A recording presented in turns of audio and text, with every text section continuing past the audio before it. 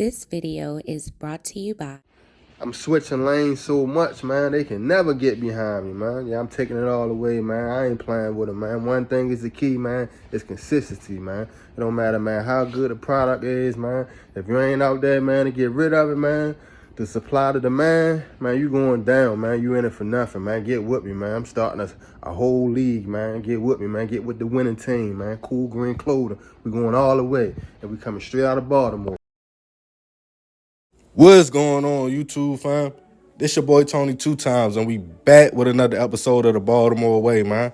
Before I start, be sure to tap that like button. Definitely watch this video to the end to hear the full story and all the details in the case. If you're new to the fam, be sure to subscribe. Hit that notification bell for future uploads. Let's get right into the story. Addiction. It's a tough battle. It's one of them things where you either have to been through it yourself or know somebody that has been through it to understand the pain, suffering, and hurt that comes from it. When your body needs something just to function and feel normal, you will go to extremes to get that product.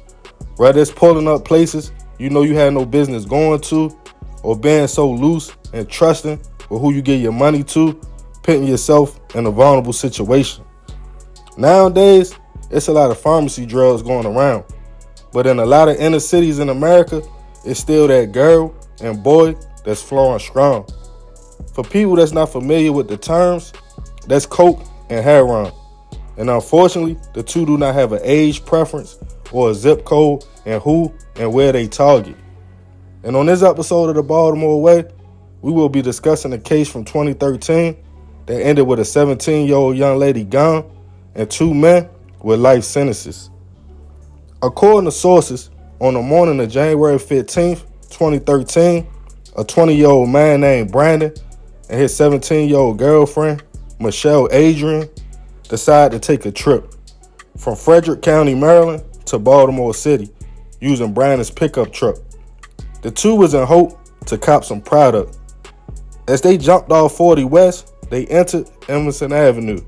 They hit a bunch of side streets looking to see if any shops was open or if anybody was outside. Allegedly, that's when 2 young men spotted the truck and flagged them down. The two were later identified as 18-year-old Dorian Allen, also at the time 18-year-old Tevin Hines. Dorian had on an orange jacket and Tevin was wearing a black jacket and a beanie on his head.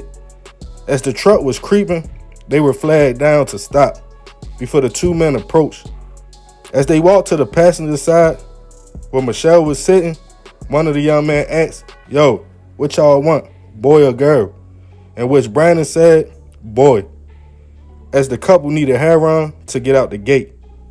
Tevin told them sit tight, he would be right back, but Dorian waited at the truck.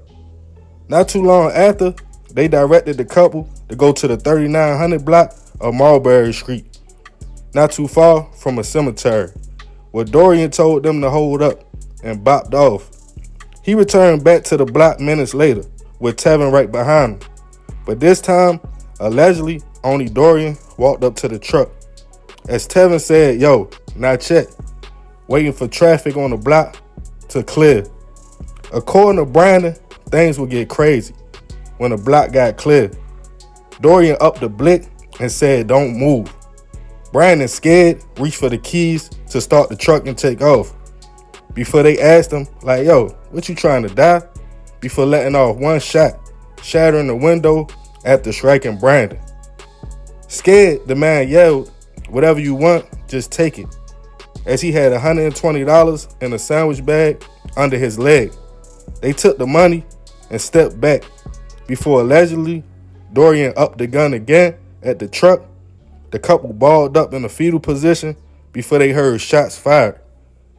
Baltimore City Police was already in the area, and about 1 hour before the shooting, an officer on patrol saw 2 young men in front of the Normandy Food Market. The police said he knew the two from the neighborhood. He followed the two to another store located at 3939 Emerson Avenue. The officer knew it was Dorian and Tevin and took note of their clothes they was wearing that day. It was about 9:30 a.m. As the two noticed BPD, they quickly hit a side block, but about an hour later, the same police got a call of shots fired on the 3900 block of Marbury Street, just 2 blocks from the corner store he was just at on Emerson Avenue. As police got to the scene, it was a young man and woman in a truck, both shot multiple times. The male victim, Brandon, was able to tell police he and his girlfriend drove to the city to cop, but they were robbed. Unfortunately, 17-year-old Michelle did not survive the shooting and was pronounced gone at the scene. Brandon gave a description of 2 men, one with an orange jacket on and the other with a black jacket and a beanie. The officer quickly told other police about Tevin and Dorian and the clothes they had on from earlier that day. About 5 o'clock p.m. that same day, Dorian was snatched up by BPD for questioning. He stated he was home all day and didn't know anything about a robbery or a shooting. But during the same interview, detectives showed Dorian the surveillance video of him that morning at the corner store. He admitted it was him. As an investigation was going on, police found the orange jacket at the cemetery across the street from the shooting location and a black beanie. DNA was done on both items, and a search of Dorian's phone showed pictures of him wearing the same coat. When confronted with the evidence, he said he traded coats earlier that day with a man from around the way. But Brandon, the surviving witness, was able to point him out in a photo lineup.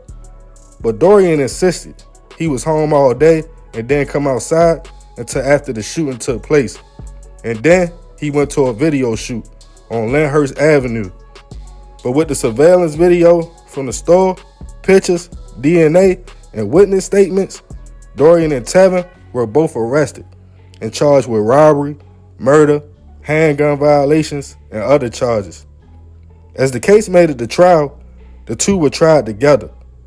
Brandon took the stand and explained him and his girlfriend were addicted to heroin and wanted to drive to Baltimore to get a better deal that day. As the officer on patrol took the stand, he testified that Dorian and Tevin were both outside wearing the exact same clothes. Dorian's attorney presented his alibi for the day in questioning, but it was too much evidence on the young men. Both Dorian and Tevin were found guilty of murder, robbery, handgun violations, and other charges. Dorian was sentenced to life plus 25 years in prison. Tevin was sentenced to life with all suspended but 35 years because he allegedly wasn't the trigger man. Rest in peace to Michelle. I send my prayers and condolences to her family. More of this story, addiction makes people do things they normally wouldn't do. It's a disease that overpowers all common sense. The two probably copped from the city before with no problems, but that day they became targets. As for Dorian and Tevin, they threw it all away for $120. They could have even gave them some fake smack or just simply took the money and told them they was beat. But for whatever reasons, it ended in shots fired. Unfortunately, the corners are not even safe for people born and raised on these blocks, so it's definitely not safe for outsiders. Addiction and robbery is unfortunately too inner city, but our city, it just goes hand in hand because, that's just the Baltimore way. Man, crazy story. Rest in peace to that young lady, Like I said, man, they pulled up. They probably tried to get a better deal. You know how it be. If you ever been outside, you ever hustle, it be people coming from all over. You might get somebody that come all the way from PG County. You might get somebody that come from Virginia, wherever. But what I'm saying, they don't know the area. They don't know the landscape. People on the block can tell they not from around there. So you look like a lick. You look like a target. Sometimes people just take your money, send you about your way. But sometimes it get crazy, like a situation like this. I don't know why they shot, but from earlier that day, they already was outside wearing the same clothes. So they was caught already. They probably ain't know the dude was going to survive. The young lady was 17. She lost her life. Sad situation, man, because addiction ain't nothing to play with. And like I said, it puts you in a mindset where you feel like you just got to go get it. You don't care how you get it. You don't care what neighborhood you go to. You don't care how cruddy the people look. You jumping out, you just like, yo, where is it? And then something like this happen, man. But y'all already know, man, this is another episode of the Baltimore Way. I appreciate you if you made it to the end. This your boy Tony 2 times. Follow me on Instagram at _Tony 2 times. For any video requests or you want to promote something, email me at tony2times.biz@gmail.com. Love y'all, fam. I'm out.